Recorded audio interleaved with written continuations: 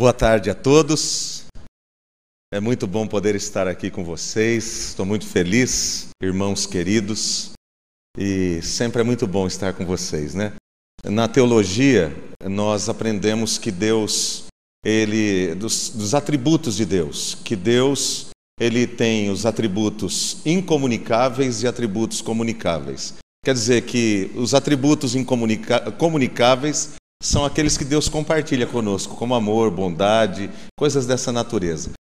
Por outro lado, os atributos incomunicáveis é a sua onipresença, onisciência, mas você sabe que às vezes dá uma vontade de ter um pouquinho do incomunicável, né? Hoje era um dia desses, né? Que eu queria ter o do atributo da onipresença hoje, está em todo lugar ao mesmo tempo. Porque de manhã a gente tem que estar no lugar, depois no almoço teve que estar em outro lugar, agora aqui, depois vou ter que ir no hospital, que um menininho lá da igreja está com meningite, né? Fiquei sabendo agora há pouco, ter que passar lá visitar também. Então aquela correria, né?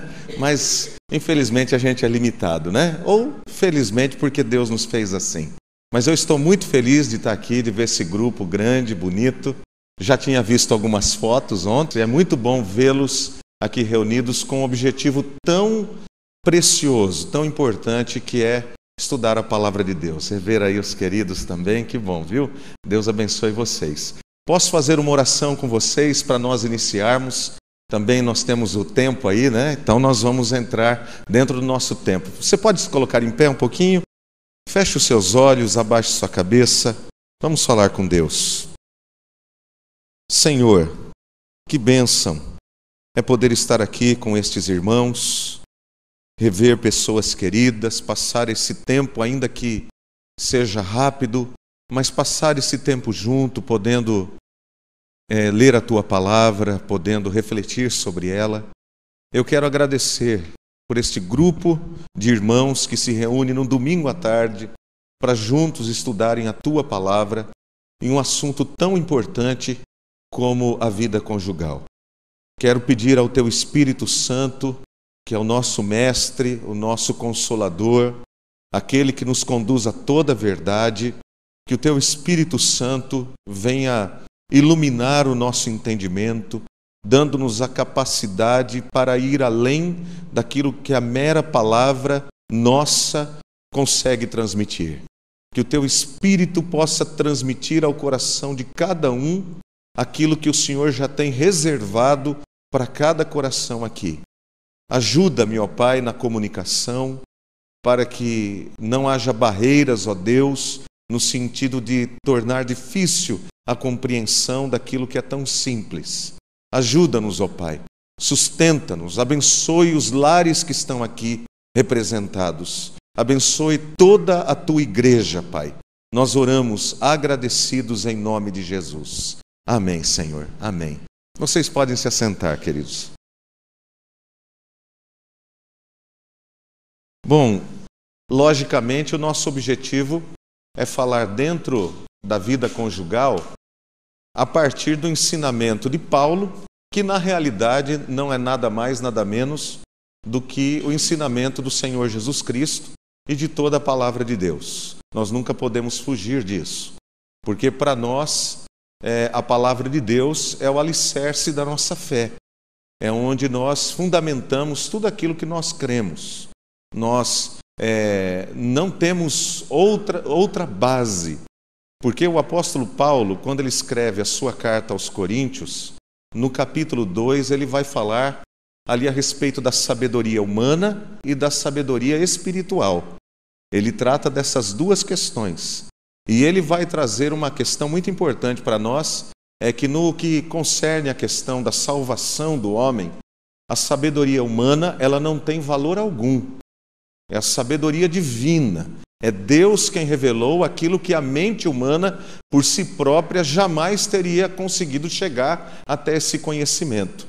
Nem olhos viram, nem ouvidos ouviram, nem jamais penetrou no coração humano aquilo que Deus tem preparado para aqueles que o amam, né? E Deus nos revelou, disse o apóstolo Paulo, pelo Espírito. Daí ele vai dizer que as coisas de Deus, as coisas espirituais, elas são loucura para o homem natural. mas para o homem espiritual, aquele que tem a mente de Cristo, né, o próprio Espírito Santo nos ajuda a entendê-las e nós vamos discerni-las de maneira espiritual, porque o Espírito Santo de Deus está trabalhando dentro de nós.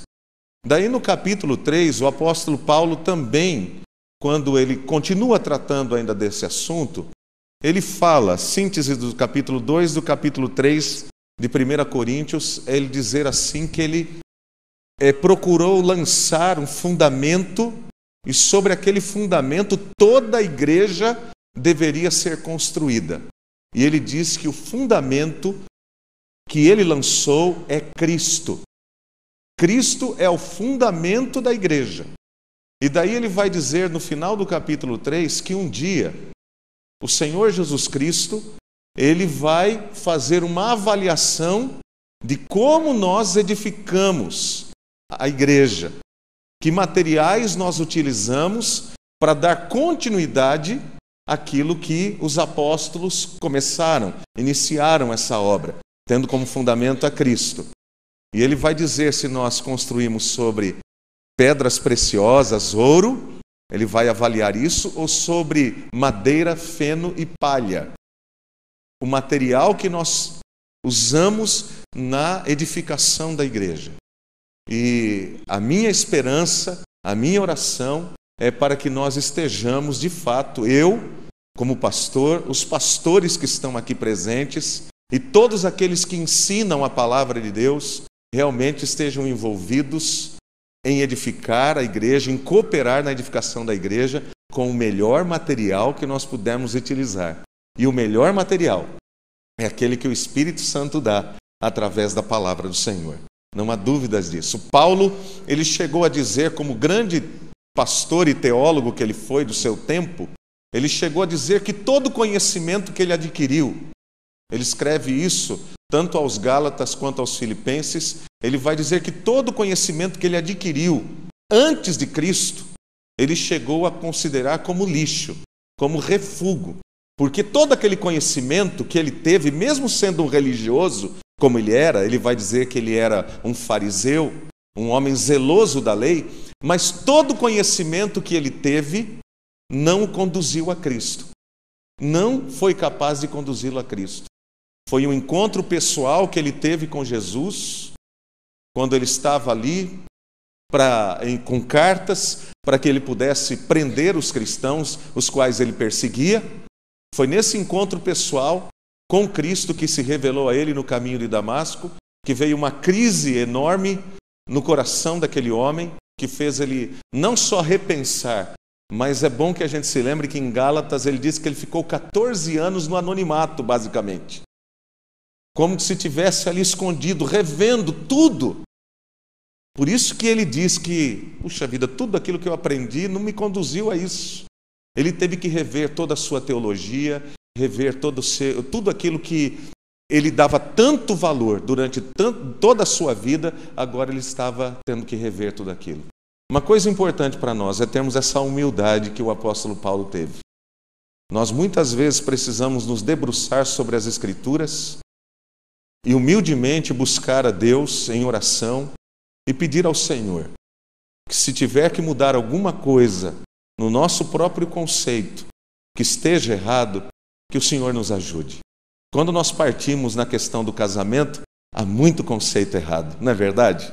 Às vezes a gente vem para o casamento dizendo assim: mas eu aprendi assim lá do meu pai, da minha mãe, eles viviam assim. Não estou dizendo que os pais ensinam tudo errado, longe de mim fazer isso, porque eu tenho filhos, né? E sei que a gente está tentando ensinar o melhor para eles. Mas o melhor é a palavra de Deus. O melhor é a palavra de Deus. E às vezes, como pais, naquela boa intenção, nós colocamos as nossas ideias lá, né? No meio, e acaba misturando e fica meio confuso a cabeça da pessoa. Mas o fato é que nós trazemos muito da nossa cultura, dos valores da nossa cultura, da nossa geração, os costumes, trazemos para dentro do lar. E isso às vezes acaba prejudicando o relacionamento conjugal. Porque um relacionamento conjugal fundamentado nas Escrituras Sagradas não é um casamento que não tenha problemas. Jesus Cristo deixou isso claro. Mateus, no capítulo 7, no final do Sermão do Monte, Jesus Cristo, ele vai dizer assim que ambas as casas, tanto a que foi construída sobre a rocha, que é a palavra, quanto a que foi construída sobre a areia, as duas vão passar por tempestades, vão passar por angústias, tribulações, problemas, mas a casa que ficou em pé foi edificada sobre a rocha. Quer dizer, não é de maneira alguma um atestado de que você nunca vai ter problemas se você buscar se dirigir pela palavra de Deus. Nesse mundo é impossível você tentar viver firme na palavra de Deus sem você enfrentar problemas. Tudo isso nós vemos nos escritos do apóstolo Paulo. E eu quero começar hoje com vocês aqui, depois dessa pequena introdução, eu quero convidar você a abrir sua Bíblia em Efésios, no capítulo 5. Efésios, capítulo 5. Acompanhe aí, por favor, os versículos 22 a 33. As mulheres sejam submissas ao seu próprio marido como ao Senhor. Porque o marido é o cabeça da mulher, como também Cristo é o cabeça da igreja, sendo este mesmo o Salvador do corpo. Como, porém, a igreja está sujeita a Cristo, assim também as mulheres sejam em tudo submissas ao seu marido.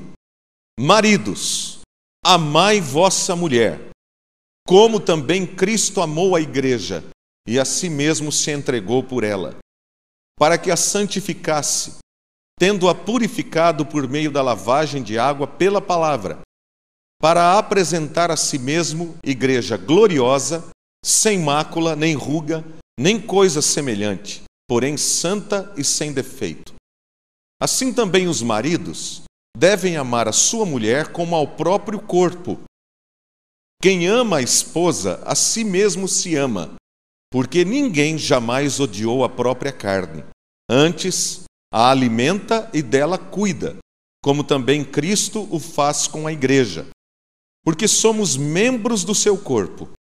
Eis porque deixará o homem a seu pai e a sua mãe, e se unirá à sua mulher, e se tornarão os dois uma só carne. Grande é este mistério, mas eu me refiro a Cristo e à igreja. Não obstante, vós, cada um de per si, também ame a própria esposa, como a si mesmo, e a esposa respeite ao marido. Amém. O tema da carta aos Efésios, essa carta tão maravilhosa que o apóstolo Paulo escreveu, inclusive essa carta, ela é uma carta onde Paulo ele trata sobre a natureza da igreja. Todas as igrejas, todos nós como crentes, deveríamos olhar para a nossa igreja a partir desta revelação que nós temos na carta de Paulo aos Efésios. O tema dessa carta é a igreja gloriosa. É o tema da carta, de toda a carta. Nela o apóstolo Paulo vai mostrar a igreja desde o seu nascimento, como os ofícios que o Senhor Jesus Cristo deu à igreja e também o modelo de como devem viver os crentes, aqueles que creem no Senhor Jesus Cristo, como eles devem viver em seus relacionamentos. Primeiramente, ele vai dizer que a igreja é obra de Deus. A igreja não é uma obra humana, ainda que o Senhor nos use como servos para a edificação da sua igreja aqui. Mas a igreja é uma obra de Deus. E ele começa dizendo que esta igreja, ela tem sido abençoada com toda sorte de bênçãos espirituais nas regiões celestiais em Cristo Jesus. E aí vai descrever toda a obra do Senhor Jesus Cristo em favor da igreja, porque a igreja, ela nasce do amor de Deus. E aqueles que fazem parte da igreja são aqueles que são salvos em Cristo como obra da graça de Deus. O que é graça de Deus? Ele vai tratar isso especialmente no capítulo 2.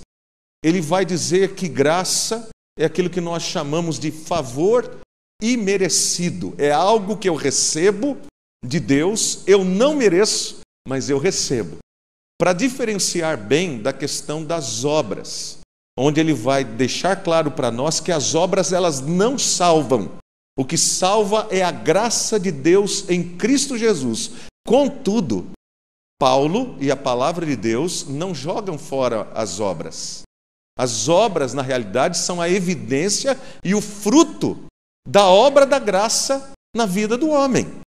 Todo aquele que é salvo pela graça de Deus, ele tem um compromisso com o amor a Deus e o amor ao próximo.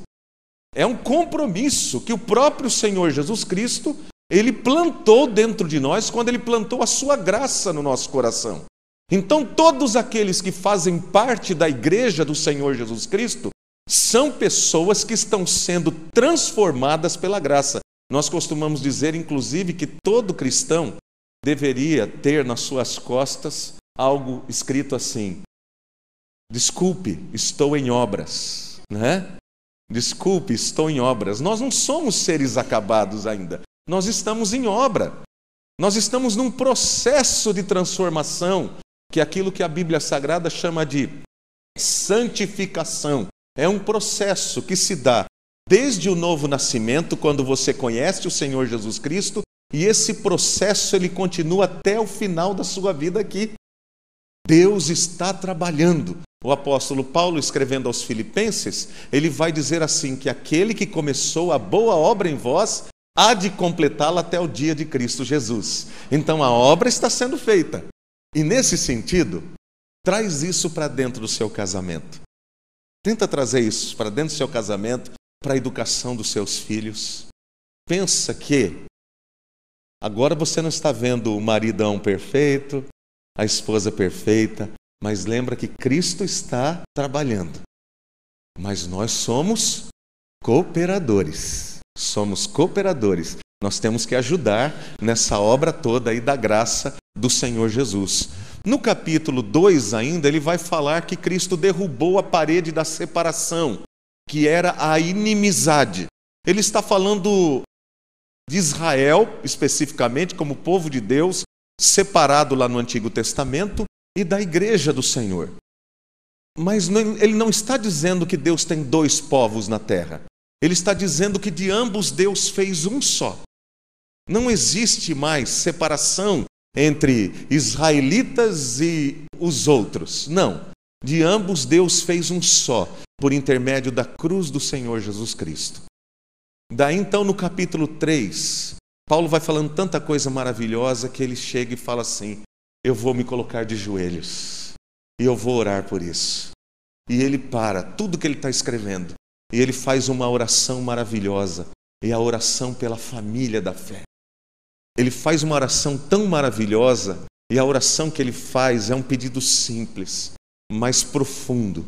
Ele pede a Deus para que Deus nos desse a compreensão, nos desse a capacidade de compreender a altura, a profundidade, a largura, o comprimento do amor de Cristo, que excede todo entendimento. Para a gente compreender isso. E todos nós orarmos por isso. Porque quando nós olhamos com os olhos humanos, não pela fé, mas quando nós olhamos com os olhos humanos para a nossa vida pessoal, para a nossa vida familiar, às vezes até mesmo para os relacionamentos dentro da igreja, nós vemos que ainda nós estamos tão longe daquilo que Cristo quer de nós. Nós somos tão imperfeitos ainda, tem tanta coisa para mudar dentro de nós. A gente se sente assim, às vezes, aí a gente tem aquele sentimento de indignidade mesmo.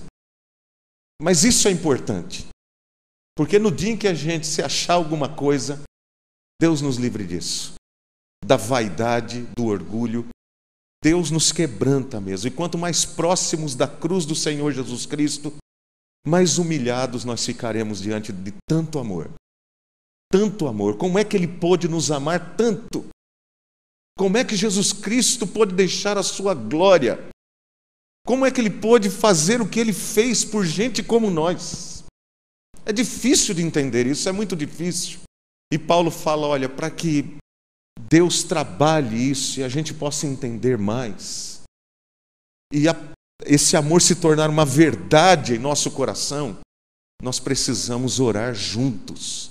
A igreja precisa orar numa só voz e uma mesma oração. É oração para que Deus nos faça crescer em amor. E aí Paulo, ele traz uma palavra de motivação para nós. Ele fala assim, que Cristo é poderoso para fazer muito mais do que nós pedimos ou pensamos, conforme o seu poder que opera em nós. Meus irmãos, muito mais do que nós queremos, é isso que ele está dizendo. Cristo quer muito mais do que nós, aquilo que nós queremos. Você quer crescer espiritualmente? Você quer ser um homem de Deus, uma mulher de Deus? Você quer ter um casamento transformado por Deus, que seja uma bênção para tantas outras pessoas? Jesus quer muito mais. E Ele dispõe do seu Espírito Santo, através da sua palavra, para fazer essa mudança no nosso interior. Para fazer esta mudança. Daí no capítulo 4, ele vai falar sobre os ofícios dentro da igreja. Ele fala sobre pastores, evangelistas, e vai falar sobre dons que ele concedeu aos homens, que Cristo concedeu aos homens. Quando ele subiu ao céu e ele enviou o Espírito Santo, ele concedeu dons aos homens para capacitar os homens, para que estes homens possam ajudar a igreja a crescer. Então, por exemplo, vocês têm os pastores dentro da igreja, vocês têm os presbíteros dentro da igreja, homens, mulheres de Deus que Deus tem levantado, para que eles auxiliem no crescimento. Auxiliem. Deus os capacita com dons específicos, especiais, que são do Espírito Santo, são dons de Deus, não do homem, de Deus. Eles os capacita. Deus os capacita para que, então, estes homens, estas mulheres, possam auxiliar todos aqueles que querem crescer espiritualmente. Assim, esses homens podem ensinar a palavra de Deus, estes homens podem orar com você, podem aconselhar você. E quando muitas vezes um homem de Deus, uma mulher de Deus, vem da parte de Deus, não do seu próprio coração, mas da parte de Deus, com a palavra de Deus, vem falar em amor com você, mostrando algo na palavra de Deus que talvez esteja faltando em sua vida, não rejeite. Não rejeite. É o amor de Deus por você. É o cuidado de Deus para a sua vida. Tem coisa que é difícil da gente ouvir, né? Quer ver uma coisa que é difícil da gente ouvir? Você está errado. Não é? Você está errado, rapaz. Oh, mas como é difícil ouvir que a gente está errado. O orgulho fala alto dentro de nós, né? Fala alto. Que nem ontem eu estava com um amigo lá da igreja. Ele falou, pastor, tem dois pensamentos que o homem tem. É o meu pensamento, né? Aquilo que eu acho, e os outros que estão errados. É assim, é aquilo que eu acho e os outros que estão errados. Em geral, a gente é difícil. Falta muita humildade em nós, né? Para nós abaixarmos a cabeça. Não falar você está certo. Falar a palavra de Deus. Ela está mostrando. A palavra de Deus está certa. Eu estou errado. A palavra de Deus. Porque o homem de Deus, a mulher de Deus, ele ensina a palavra de Deus. Aí que nós ajudamos a construir as casas, tendo como fundamento a Cristo, a pedra fundamental, mas as paredes sólidas, né, que é a própria palavra que o Senhor nos deu. Daí nós chegamos então no capítulo 5. Esse capítulo 5 é uma parte prática da carta. Paulo ele sai da parte doutrinária, mais teórica da carta, e ele passa então a uma parte mais prática, onde ele fala a respeito dos relacionamentos. Primeiro ele vai falar do relacionamento do cristão na sua vida diária.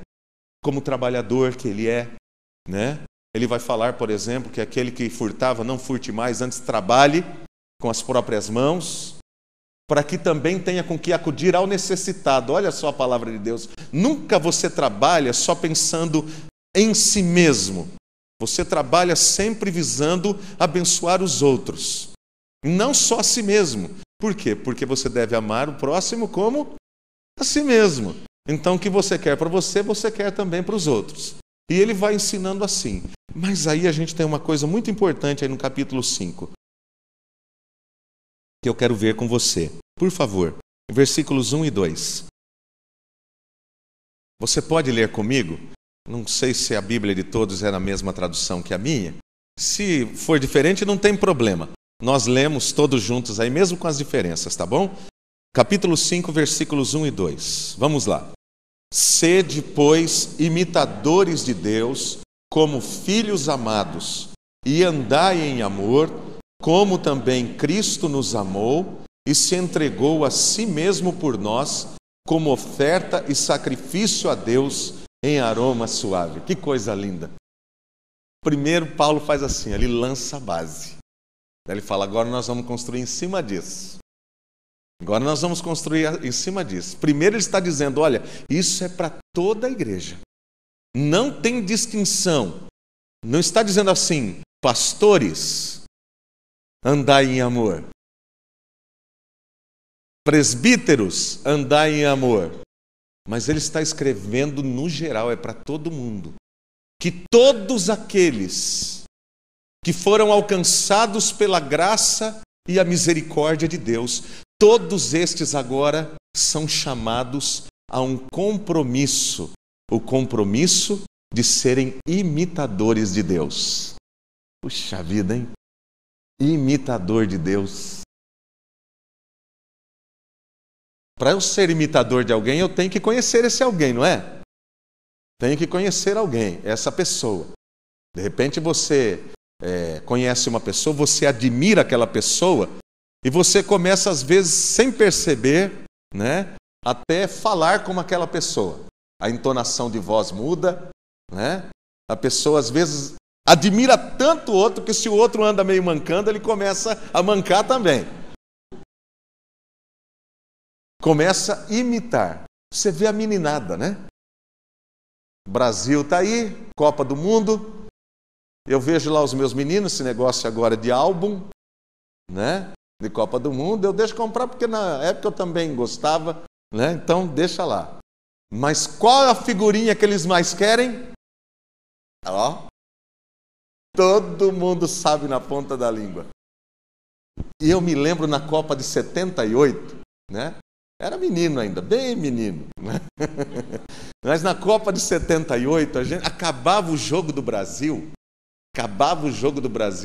nós íamos para um pasto que tinha atrás de casa, era um pasto mesmo, era um sítio, ia lá, a meninada vai, Rivelino, Roberto Dinamite, e aquela coisa assim, a gente queria imitar. E aí nós somos chamados a sermos imitadores de Deus.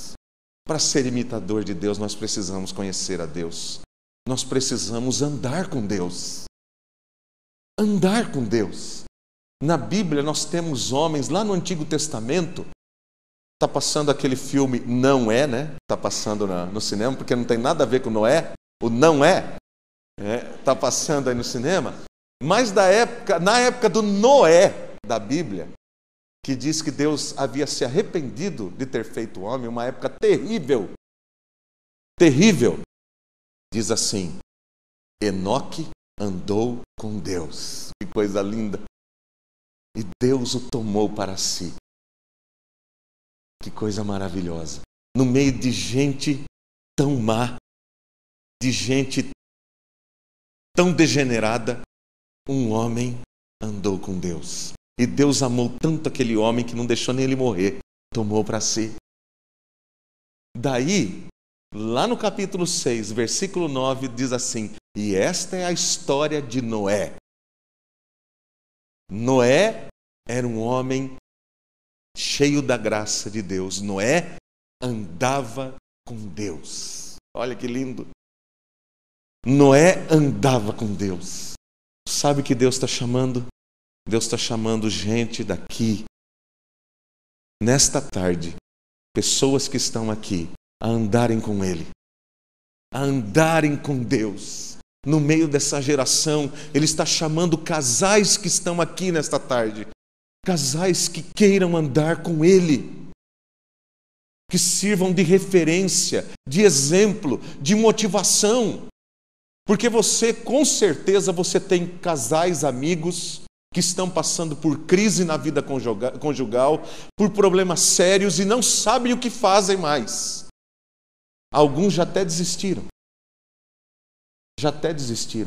Mas Deus chamou você para você ser diferente, você ser um imitador dele, para que as pessoas possam olhar para a sua vida e possam dizer: é possível, Deus é por mim, o Senhor Jesus Cristo é por mim.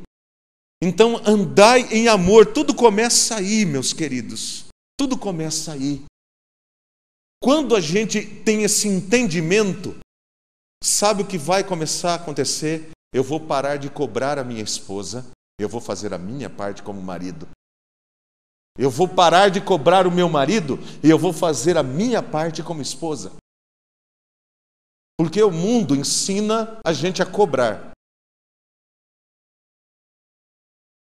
Mas nós não nos avaliamos se nós estamos fazendo a nossa parte. O mundo ensina a gente a fazer assim. É cada um pensar em si, não no outro. Em si mesmo e não no outro. Mas agora o que vem é a palavra de Deus, né? Um incentivo ainda do apóstolo Paulo. Versículo 18 do capítulo 5. Tudo isso antes da gente entrar no versículo 22 aí, né? Versículo 18. Leia comigo. E não vos embriagueis com vinho, no qual há dissolução, mas enchei-vos do Espírito. Glórias a Deus. Sabe como é possível andar com Deus no mundo em que a gente vive? Você tem que se encher do Espírito Santo. Encher-se do Espírito Santo. Ele faz uma diferença, né? Ele diz que há aquelas pessoas que se embriagam, e uma pessoa que se embriaga é porque ela está dominada pelo vinho. Naquela época o vinho, né? Hoje pode ser a pinga, a cerveja, seja lá o que for. Mas o que acontece? A pessoa que é dominada pela bebida alcoólica, ela não tem mais o controle de si mesma. Ela anda cambaleante, né? Para cá, para lá, fala coisa que não deve, faz coisa que não deve, porque ela não tem mais as suas faculdades controladas. E o que é uma pessoa cheia do Espírito Santo? É o diferente. É uma pessoa que tem equilíbrio. Ela tem equilíbrio. Ela não generaliza. Já reparou como nas discussões? Você sempre faz isso! Não é assim? A gente generaliza. A gente perde o controle. A gente deixa as emoções tomarem conta e a razão vai embora. Ser controlado pelo Espírito é você ponderar sobre como você vive, como você fala, como você pensa, como você sente, como você trata o outro. Está tudo aí na palavra do Senhor. Olha só, vê comigo. Olha a pessoa cheia do Espírito Santo, versículo 19. A pessoa cheia do Espírito Santo, eu vou parafrasear aqui, tá? Ela fala com o outro com salmos. O que é falar com salmos? De repente você está ali numa discussão, espera aí que eu vou lá buscar a Bíblia. E começa a ler salmos para o outro. Não é isso. Ela fala com o outro com salmos. O que é a linguagem dos salmos? É uma linguagem de louvor. É uma linguagem de adoração. É uma linguagem que edifica. Aí o apóstolo Paulo vai dizer assim: a vossa palavra seja sempre temperada com sal. Não com muito sal que sobe a pressão. Nem sem muito sal, que é sem graça, né? Mas aquela pitada certa, o equilíbrio. Veja como você fala. Pense bem antes de falar as palavras que você vai dizer, que sejam palavras que edificam. Já percebeu como a gente fere as pessoas com palavras? Um tapa, não estou dizendo nem que a gente tem que bater em ninguém, não. Mas um tapa, ele dói, passou o efeito dele, passou a dor. Mas uma palavra. Quantos filhos que talvez até estejam aqui, que carregam na sua alma palavras pesadas do pai ou da mãe quando era criança, e fica preso a essa palavra, como se fosse quase que uma maldição na vida da pessoa, que atrapalha tudo aquilo que ela vai fazer. Mas você não precisa ficar preso a nada disso. Cristo já levou isso na cruz. Liberte-se, perdoe, em nome de Jesus. Não fica carregando isso com você. Mas ele diz então, falar entre salmos, olha mais o que ele diz: entoando e louvando de coração ao Senhor, com hinos e cânticos espirituais. Oh, uma vida alegre. Para de reclamar, louve. Use palavras que edificam, mas também palavras que tragam apreciação. O que é louvar? É elogiar. A palavra louvar, a raiz é esta, elogio. Fale bem, fale melhor. Olha como falar tem importância. Como falar tem importância dentro de uma vida cheia do Espírito Santo? Falar é muito importante. Quando você sentar para conversar com outras pessoas, não fale mal do seu marido, não fale mal da sua esposa, não exponha. Não faça isso. Quando você sentar-se com outros, não fale dos outros. Se você for falar de alguém, que seja para engrandecer, para levantar a pessoa, nunca para colocar a pessoa lá embaixo. Pessoa cheia do Espírito.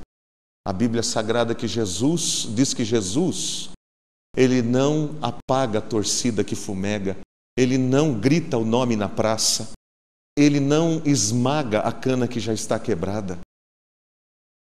O que quer dizer tudo isso? Que Jesus, ele trata as pessoas com dignidade. Se tiver um paviozinho ainda aceso, ele não chega lá e fala, vou apagar.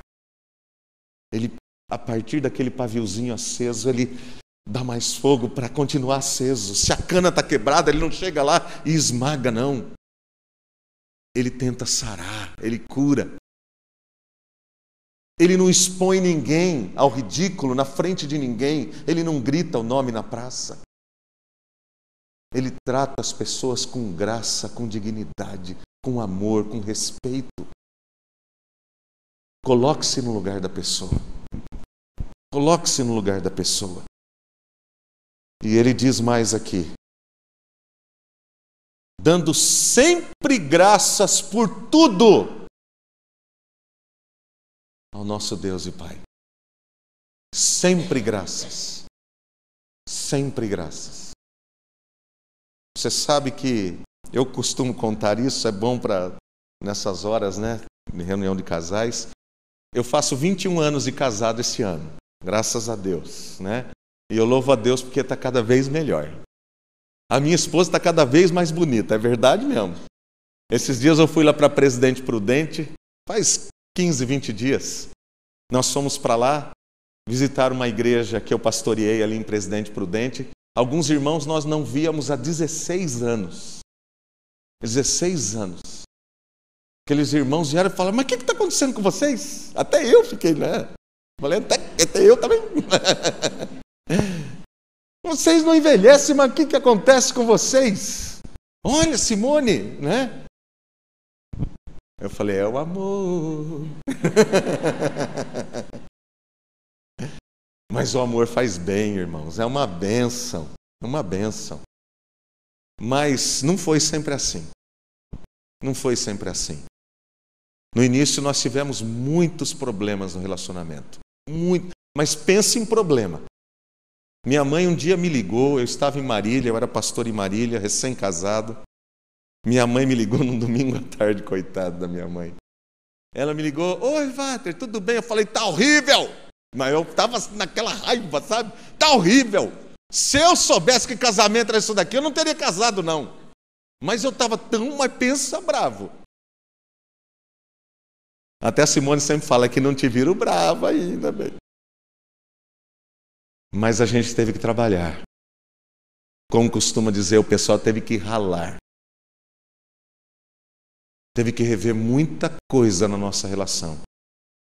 Teve uma vez, eu já tinha colocado isso diante de Deus. Senhor, eu nunca irei para a igreja pregar para os outros se eu estiver com problema no meu casamento. Era uma terça-feira à noite. Eu morava lá na Avenida Anísio Haddad. Lá naqueles predinhos que tem lá em cima ainda para o Débora Cristina, para aqueles que moram aqui em Rio Preto, né? Era uma terça-feira à noite, reunião de oração na igreja, eu ia dirigir a reunião de oração. Era 7h da noite e nós tivemos uma discussão séria. Duas pessoas de temperamento forte, né? Tivemos uma discussão séria. E a Simone, ela tinha o problema seguinte. Eu falo, ela não está aqui, mas ela sabe, eu já conto isso em tanto lugar que ela está acostumada. É para a gente rir hoje. Mas o que ela fazia? Ela entrava no quarto e fechava a porta por dentro. O Hulk nessa hora, né? Eu lá. Abre a porta, velho. Vem, abre a porta. E nada. Nada. Eu falei, oh meu Deus do céu. Daí o que eu comecei a fazer? Eu estava cheio de razão, né? A gente fica cheio de razão. E você já se arma para que se o outro argumentar lá do outro lado, você já contra-argumenta daqui. Né? Você se arma. Em lugar de eu fazer isso, Deus falou muito ao meu coração naquele dia. Falou, comece a agradecer pela vida dela. Comece a agradecer. E eu comecei a orar sozinho ali do outro lado da porta. Não em voz alta. Comecei a orar. E Deus colocou no meu coração, agora pede perdão para ela. Não era uma questão quem estava certo, quem está errado. Já não era mais isso. Tem um momento que já isso não pesa mais. Não é mais a questão. Não é mais a questão. Daí quando eu comecei a pedir perdão, eu escutei. E eu já tinha ligado para o irmão que eu fui almoçar na casa dele, seu Moisés, que vocês conhecem, né? Já tinha ligado para o seu Moisés. Era 7h25. A reunião começava às 8h. Liguei, seu Moisés. O senhor pode dirigir a reunião de oração hoje, que eu não estou muito bem?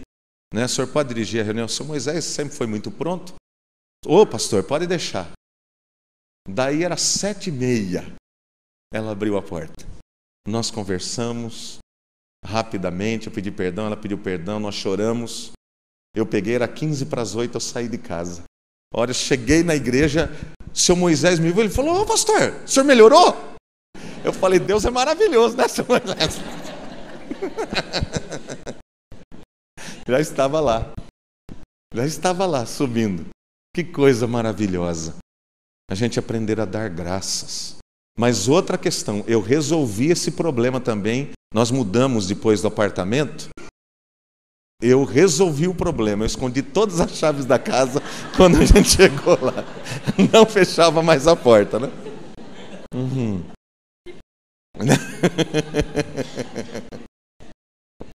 Não, mas mudou demais. Louvado seja o Senhor. E sabe qual é o primeiro lugar que evidencia que você realmente é uma pessoa cheia do Espírito Santo? Dentro de casa. Dentro de casa. É por isso que quando o apóstolo Paulo começa a falar sobre, logo na sequência aí do Espírito Santo, ele entra na questão da vida conjugal. Ele não fala, olha, então lá na igreja, não. Ele fala, então lá dentro de casa. O salmista vai dizer assim, portas adentro da minha casa, terei coração sincero. Tudo começa dentro de casa. É ali que você mostra realmente quem você é. Com sua esposa, com seu esposo, com seus filhos. É ali que você é conhecido. Ali é que você vai revelar a verdade sobre você. Quem é você? Para os outros nós podemos, parecer uma coisa muito boa, muito especial. E aí às vezes isso sobe em nossa cabeça e nós nos deixamos levar pela visão que os outros têm de nós, que as pessoas de fora. Mas pergunte para a sua esposa, pergunte para o seu filho, pergunte para o seu marido. E diga assim, mas fale a verdade. Você pode falar, eu não vou achar ruim. Como que ele vê você, como ela vê você. Então, em primeiro lugar. E é interessante que o apóstolo Paulo ele começa pelas mulheres. Por que ele não começa pelos homens, mas pelas mulheres? Ele deveria, se nós fôssemos pensar, ele deveria ter dito assim: maridos, amai vossa mulher. Mas ele começa pela mulher. E é importante isso, porque na época dos escritos bíblicos, nós sabemos que o mundo era extremamente machista. Era extremamente machista.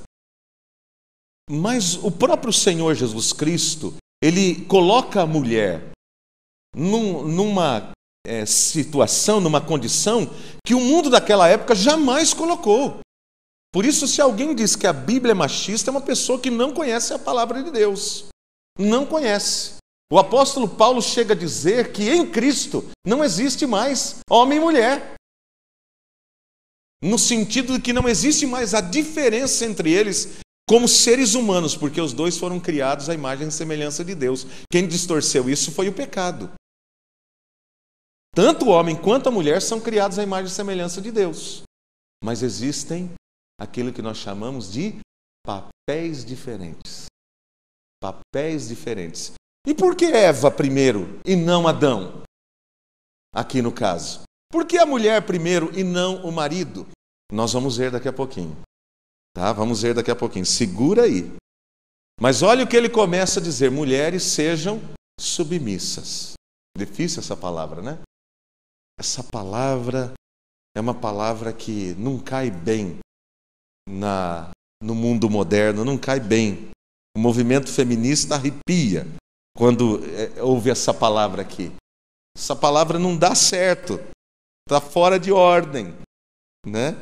Agora é importante você entender que isso é uma ordem de Deus. Não é o Paulo que está dizendo. É a palavra de Deus. Paulo só foi usado como servo para trazer o ensino de Cristo. Mulheres sejam submissas ao seu próprio marido. É uma ordem de Deus. E desobedecer uma ordem de Deus é pecar. E pecado tem suas consequências. Pecado traz consequências. Então, se uma mulher questiona, ela não está questionando o marido. Ela está questionando a palavra de Deus. Agora, não está dizendo assim: mulheres, sejam submissas aos seus maridos, e maridos, ordenai que as suas mulheres sejam submissas. Essa não é uma ordem para o marido fazer com que a mulher seja submissa. É uma ordem para a mulher. Uma ordem para a mulher. É Cristo falando com as mulheres. Não tem a mediação do homem aqui. É uma palavra de Cristo para a mulher, que é uma mulher cheia do Espírito Santo, que é uma mulher que quer imitar a Deus, que quer cooperar com o plano de Deus para o casamento, para que a ordem ela se restabeleça no mundo em desordem, no mundo onde o pecado reina. Isso nós precisamos entender. Submissão, então, tem a ver com alinhar-se sob a direção do marido. Não é uma questão de ser, é uma questão de fazer. É entrar numa posição, entendendo a liderança do marido, respeitando essa liderança estabelecida por Deus e cooperar com ele naquilo que ele está fazendo. Um trabalho que Deus ordenou que ele faça. É uma questão de função, não é uma questão de essência. Questão de função, do plano de Deus. Ambos estão trabalhando junto para colocar coisas em ordem.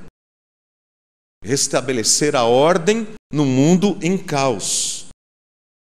Para isso precisa haver um princípio de ordem, para que as coisas funcionem. E Deus estabeleceu as coisas dessa maneira. É o plano de Deus, onde a mulher é submissa. E olha que interessante como Paulo diz aqui.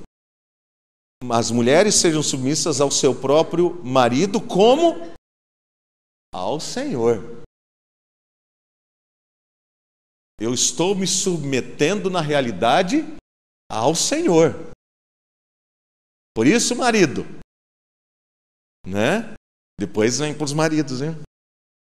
Guarda, né? Por isso, ó, eu estou me submetendo na realidade ao Senhor. Eu estou fazendo isso para a glória de Deus. Eu estou fazendo isso para exaltar a Cristo. Esse é o meu objetivo. Eu quero exaltar a Cristo como Senhor da minha vida. Então, Paulo remete para o princípio da criação. O que quer dizer isso? Aí a gente vem na questão lá que eu perguntei, por que primeiro a mulher? O marido, ele foi criado como cabeça da criação. O apóstolo Paulo trata isso na carta aos Coríntios. Primeiro foi criado o marido, primeiro foi criado Adão e depois Eva. Mas o que acontece na queda, no capítulo 3? Há um papel inverso. A mulher deveria seguir a liderança do marido. E há uma inversão de valores. A mulher vai e pega da árvore e come. Ela assume a liderança. Ela age independente do marido, sem seguir a direção, sem alinhar-se debaixo da direção do marido. Ela pega, come e depois dá ao marido. E o marido, ele come também. Então, a primeira palavra aqui é para a mulher, para corrigir uma coisa que aconteceu lá na queda. Que quando a mulher ela deixa de cumprir o seu papel e ela quer assumir o papel do homem, ela está invertendo valores estabelecidos por Deus. Isso vai trazer problema. Não é uma questão, irmãs, por favor, entendam isso. Não é uma questão se a mulher tem capacidade ou não de liderar, de fazer as coisas. Não é isso. Mas entenda isso, minha irmã. Quando você assume o papel de liderança, sabe o que o seu marido faz?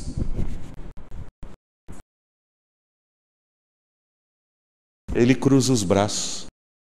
Ele não assume a responsabilidade dele. Ele não pega para valer. Ele vai empurrando para você. Adão fez isso. Por que o Adão não falou para Eva: ô, minha filha, o que você foi fazer?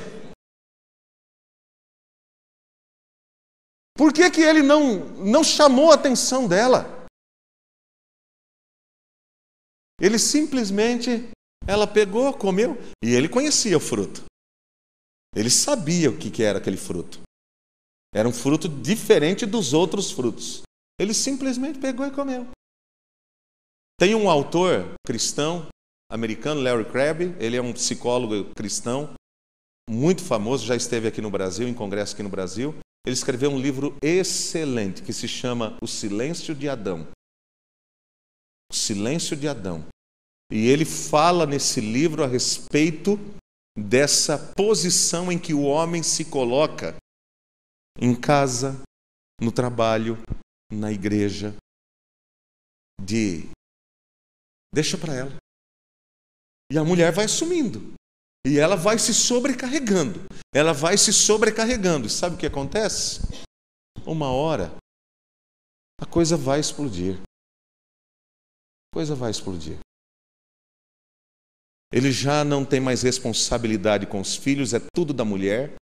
Ele já não tem mais responsabilidade pelo cuidado com coisas da casa que ele poderia ajudar, é tudo da mulher. Então, minha irmã, quando disserem para você, esse negócio de submissão não é de Deus, sim.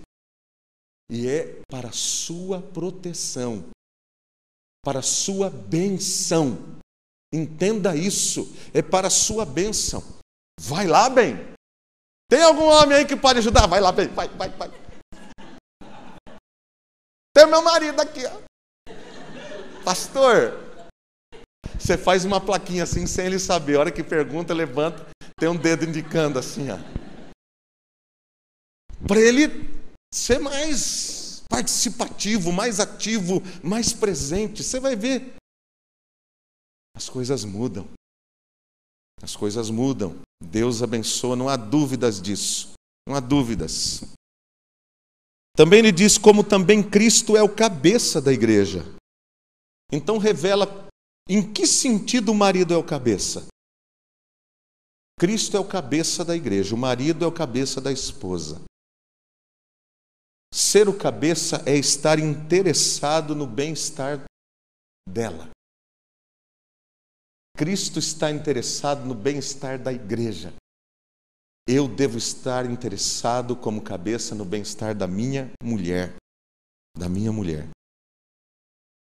A Bíblia, ela apresenta a mulher como parte mais frágil. Eu disse isso, até compartilhei com o Keide o dia que ele esteve em casa, que eu disse isso outro dia numa reunião, né? Tinha uma irmã lá, nova na igreja, e eu falei assim, olha, a Bíblia, a mulher é a parte mais frágil. Não é, não!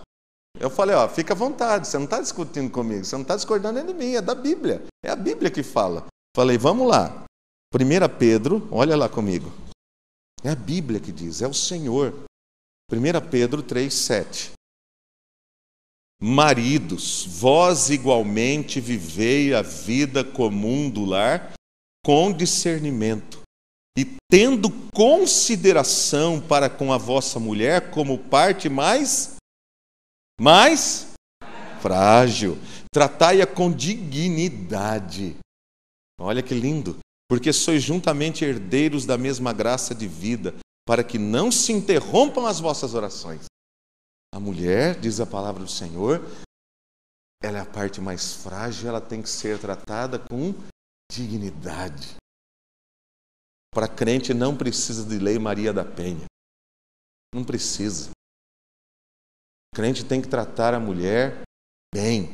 O homem de Deus trata, o homem cheio do Espírito Santo, ele trata bem a sua esposa, ele quer vê-la bem. Então, essa submissão coloca o homem e a mulher nessa relação, onde a maior responsabilidade é do marido. Porque a maior responsabilidade entre a igreja e Cristo é de Cristo. E o marido representa Cristo. E os nossos filhos têm que olhar para nós, maridos, como de fato nós deveríamos ser, o representante de Cristo. Para eles. Os nossos pequenininhos, eles precisam ver Cristo na nossa vida. Quando eles vão orar, por exemplo, Pai nosso que estás nos céus, eles têm que ligar o papai ao papai. Que o papai é o representante do papai. E eles têm que nos ver assim. Como então nós lidamos com isso dentro de casa? No relacionamento com a esposa e com os filhos. Cristo se sacrificou pela igreja. Cristo se sacrificou pela igreja. Então a mulher alcançada pela graça, a mulher cheia do Espírito Santo, a mulher que quer honrar ao Senhor e Salvador da sua vida, a mulher que quer cooperar com o plano de Deus, ela se submete, alinha-se à liderança do marido, respeitando a liderança do marido e deixando-o entender, olha, eu sigo você, você é o responsável. O marido não vai poder dizer assim, mas eu segui o que você falou. Não quer dizer que a mulher não possa dar opinião, não é isso? Mas deixar sempre claro. O marido pediu opinião, ou você está ali, uma mulher sábia, eu posso dar a minha opinião, bem? Pode. Eu acho isso, isso, isso, sobre isso que você está fazendo. Mas você é quem decide. Joga a responsabilidade. Deixa o homem crescer, amadurecer, assumir responsabilidade. É Deus quem coloca isso para nós. E nós amadurecemos como homens à medida em que nós assumimos responsabilidade. Deus nos criou assim. Quanto menos um filho recebe responsabilidade, menos ele cresce e mais inseguro ele é para a vida. Quanto mais você assume responsabilidade, mais seguro você é para tomar decisões na sua vida. Mais coragem você tem para tomar decisões. Isso é muito importante. Por isso, maridos, amai vossas mulheres. Está aí. Chegamos, né? Chegamos onde interessava, né? Isso é para você, marido, para mim, marido. Mas quando eu falo isso é para ser bênção para nós. Eu quero dizer aos homens aqui nessa tarde, vocês são uma bênção de Deus. Quando eu ouço geralmente palavras assim, coloco o homem lá para baixo. Eu não estou colocando aqui as coisas para colocar você lá para baixo, não. O que eu quero, e eu oro a Deus, é para que eu e você possamos assumir o papel que Deus estabeleceu para nós. Porque isso vai ser bênção para a nossa vida, vai ser bênção para o nosso lar, vai ser bênção para os nossos filhos, vai ser bênção para a nossa igreja, vai ser bênção lá no seu trabalho, onde você estiver. Você vai ser uma bênção. Você vai ser uma bênção, meu irmão. Essa questão do amor aqui, o amor, a palavra ágape aqui, né? Não é a palavra filéu, é importante aqui, porque existem as palavras para amor na Bíblia. O filéu é o amor fraternal, o amor entre irmãos. A palavra ágape aqui é tirada do mesmo amor de Cristo pela igreja. A palavra ágape significa amor sacrificial. Não é qualquer amor. É um amor que está disposto a dar a vida pelo outro. É um amor que se sacrifica pelo outro. Esse amor que Deus está dizendo, maridos, ame a ponto de se sacrificar, de dar a sua vida pela sua mulher. Quer dizer, não envolve só emoção. Não envolve só emoção, envolve a vontade, envolve a mente, envolve o corpo, envolve tudo. Envolve todo o seu ser.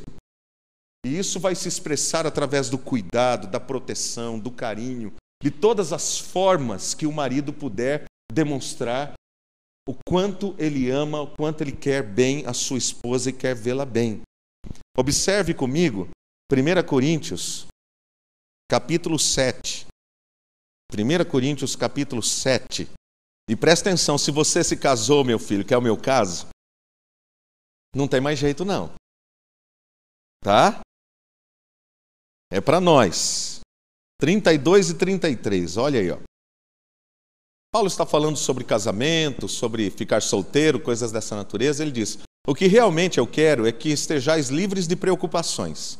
Quem não é casado cuida das coisas do Senhor, de como agradar ao Senhor. Mas o que se casou cuida das coisas do mundo, de como agradar a esposa. Como agradar a esposa. Cuidar das coisas do mundo aqui não quer dizer que você vai deixar para lá as coisas da vida espiritual. Não é isso. É que o mundo traz consigo preocupações.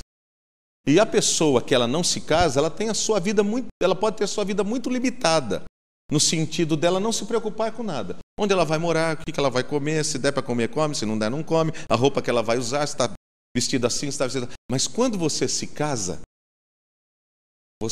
as suas preocupações não se limitam mais a você e simplesmente a obra do Senhor. Você assumiu uma responsabilidade perante o mundo de cuidar daquela pessoa que agora você agregou à sua vida. Essa é a sua primeira responsabilidade. Essa é a minha primeira responsabilidade, cuidar da minha esposa. Eu sou pastor de uma igreja, mas a minha primeira responsabilidade diante de Deus é cuidar da minha esposa. Não adianta eu cuidar da igreja inteira, deixar todo mundo feliz e a minha esposa infeliz. Meu primeiro compromisso é com a minha esposa. Isso é muito importante. Isso é muito sério. Isso é muito sério. Quero que nós, pastores e presbíteros da igreja, pensemos bastante nisso e todos aqueles que almejam a liderança dentro da igreja. A questão é a seguinte: será que eu, como homem, abro mão do meu conforto, dos meus privilégios, para fazer alguma coisa para agradar a minha esposa, pensando nela em primeiro lugar? Em primeiro lugar, amor, eu estou pensando em jogar bola lá com os meus amigos, mas você quer fazer alguma coisa hoje? Ela até olha por cima assim, né? Bem. Não, mas é aquela questão de que você demonstrar que ela é mais importante para você. Eu vou dizer uma outra coisa. Sua esposa é mais importante do que seus filhos. E seu marido é mais importante do que seus filhos. Então vou deixar os meus filhos de lado? Não.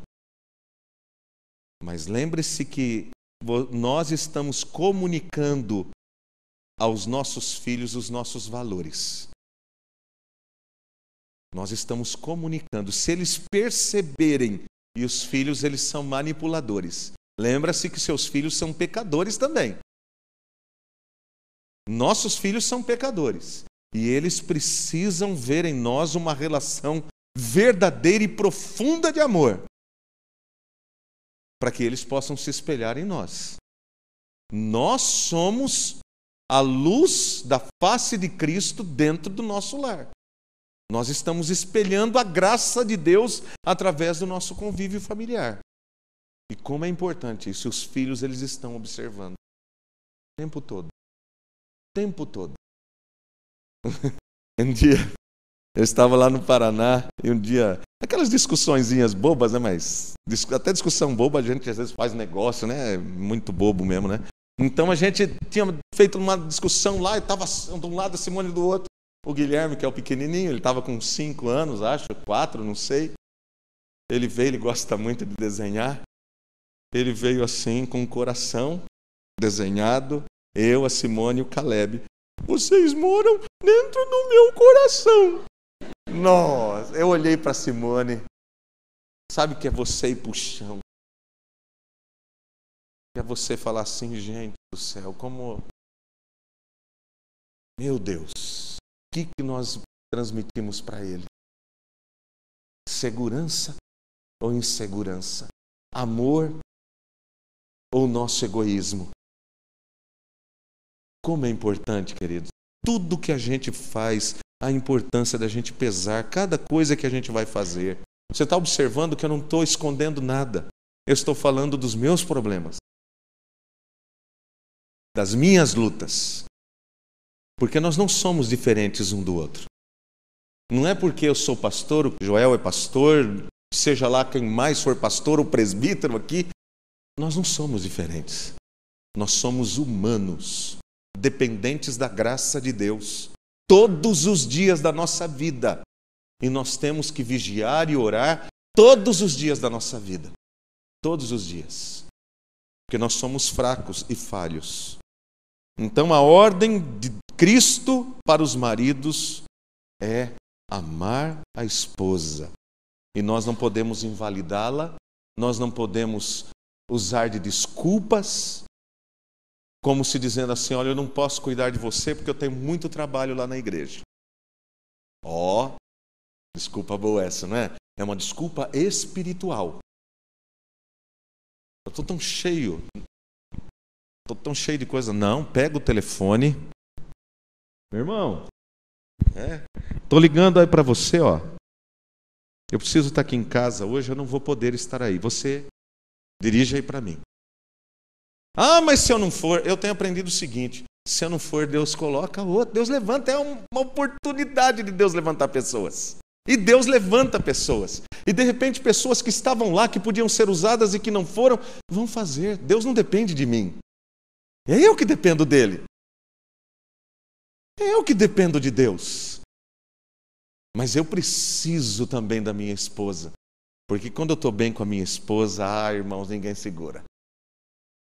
Aí não segura mesmo. Que bênção que é. Que bênção é quando a gente está bem no relacionamento.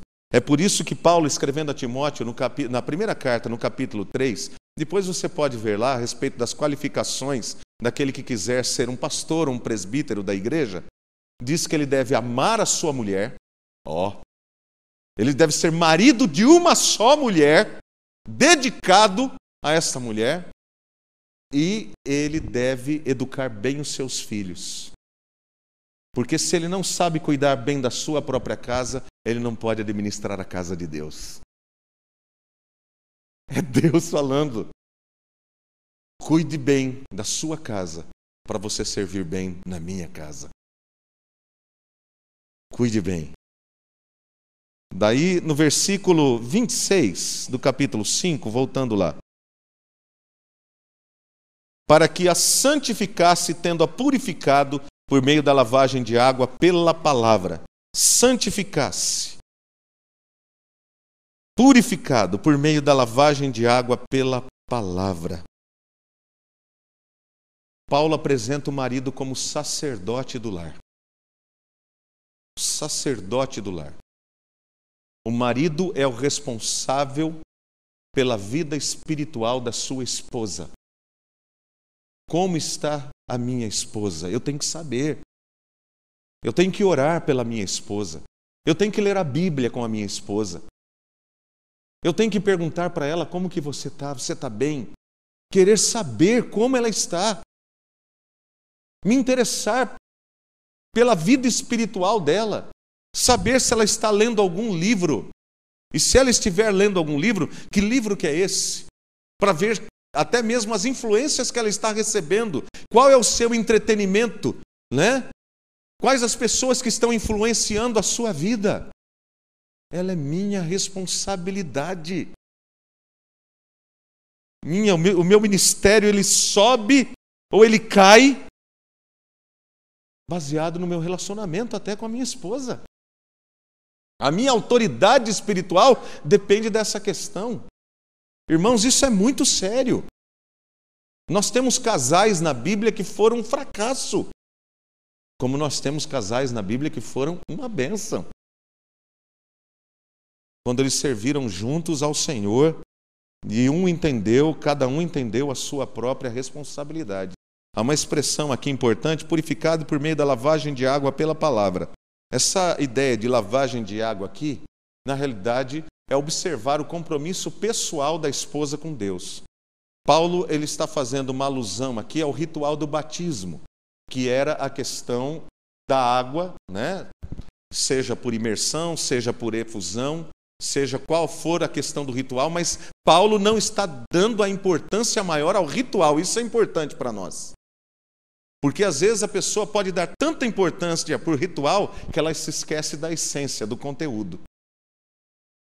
A lavagem de água aqui que ele diz, uma alusão ao batismo, porém dizendo pela palavra, porque o ritual sem a palavra ele não tem valor algum. É a palavra que santifica. Jesus Cristo disse lá em João capítulo 17, versículo 17, santifica-os na verdade, a tua palavra é a verdade. É a palavra que santifica. É a palavra que purifica o nosso ser. Nós nos colocamos de frente da palavra como um espelho. E a palavra de Deus, quando eu estou pregando aqui, a palavra de Deus, primeiramente, ela está falando para mim. Deus sabe se eu estou falando a verdade ou não. E Deus vai me julgar pela palavra. Pela palavra. O meu compromisso com a palavra. Então, os maridos, eles devem ministrar a palavra dentro de casa. Você faz culto doméstico? Né? Vida devocional dentro de casa? Nós chamamos de culto doméstico, né? Mas você tem aquele momento em que você separa, né, para você, para sua esposa, para os seus filhos. Vamos todos sentar aqui. Papai vai ler um trecho da Bíblia. Nós vamos ler. Nós vamos orar juntos. E você vai orar pela sua esposa, você vai orar pelos seus filhos. Você vai ensiná-los a orar. Vai permitir que eles orem, vai conduzir aquele momento, colocando Cristo como uma realidade viva dentro do seu lar. Cristo como uma realidade viva. O irmão Lourenço, que foi um homem de Deus lá no passado, século XII, ele dizia assim que nós devemos praticar a presença de Cristo dentro do lar. Praticar a presença de Cristo. Cristo deve ser uma realidade ali. Em tudo que nós fazemos. Ele não é alguém que está longe, distante, que nós só buscamos de vez em quando, ou um dia da semana. Não. Ele está aqui, Ele está vivo, Ele está entre nós. Então é que a palavra de Deus ela faz, através do Espírito Santo, a palavra de Deus age no nosso coração e Deus nos purifica.